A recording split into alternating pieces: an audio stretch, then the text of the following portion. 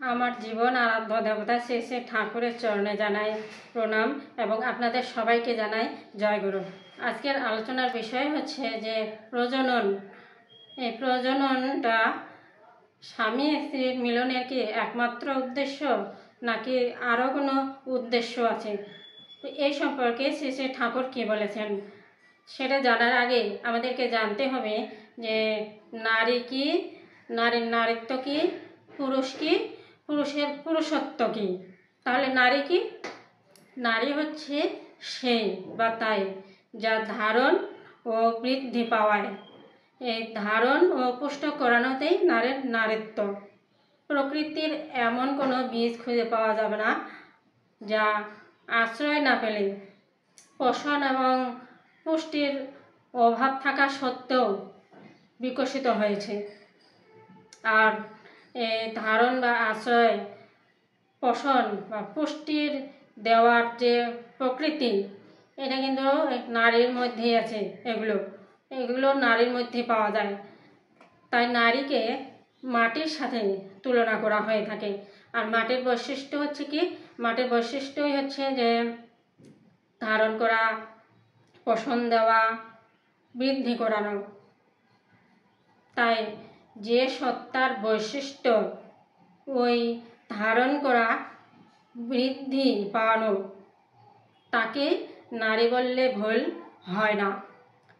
তাই নারী কথাটা এসেছে নারী ধাতু থেকে, বৃদ্ধি পাওয়ানো, অর্থাৎ পালন, পোষণ, বর্ধন প্রভৃতি গুণাবলীর উপর ভিত্তি করে নারীদেরকে নারী নামে অভিহিত করা হয়ে থাকে। আর পুরুষ শব্দটা এসেছে পুর ধাতু থেকে। তো পুর শব্দের অর্থ হচ্ছে যে পূরণ করা। তাহলে মানে যে বা যা পূরণ স্বভাব সম্পন্ন,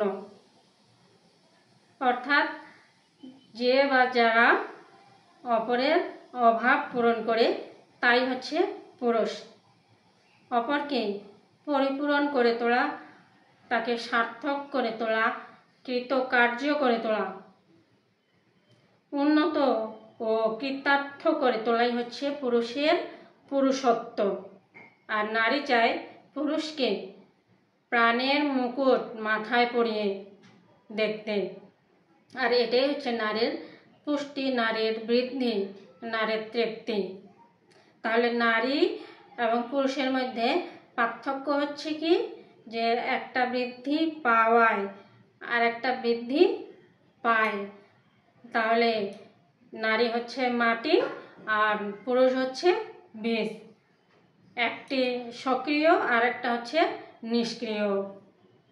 আর্যগণ নারীদেরকে মানে স্ত্রীদেরকে স্ত্রী হিসেবে আখ্যায়িত করে থাকেন। আর শ্রী শ্রী ঠাকুর বলেছেন যে স্ত্রী শব্দটি মানে বিশেষভাবে ব্যবহৃত হয় সেবা অর্থে। কাজেই স্ত্রী হচ্ছে সেই যে যার মধ্যে সর্বতোভাবে সেবা আছে বা সেবা করে থাকে। তাহলে যার সেবা বৃদ্ধির দিকে নিয়ে যায় তাকেই ঠাকুর শ্রী বলেছেন। আর এই এমনতর সেবা দেয়া, পুরুষকে এমনত সেবা দেয়াই হচ্ছে নারীর প্রাকৃতিক স্বার্থ। তাই নারীর আনন্দ হচ্ছে দেওয়ায় আর পুরুষের আনন্দ হচ্ছে পাওয়ায়।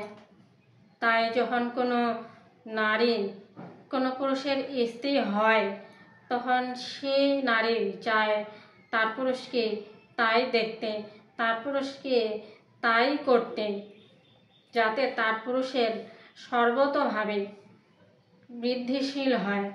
আর এই বৃদ্ধিশীলতা, তার পুরুষের এই বৃদ্ধিশীলতার উপর নির্ভর করেই সর্বতোভাবে নারীর উৎকর্ষ নির্ভর করে। আর নারীর উৎকর্ষই হচ্ছে প্রজননের আরেকটি উদ্দেশ্য। তো আজ এই পর্যন্তই। সবাই ভালো থাকবেন, সুস্থ থাকবেন।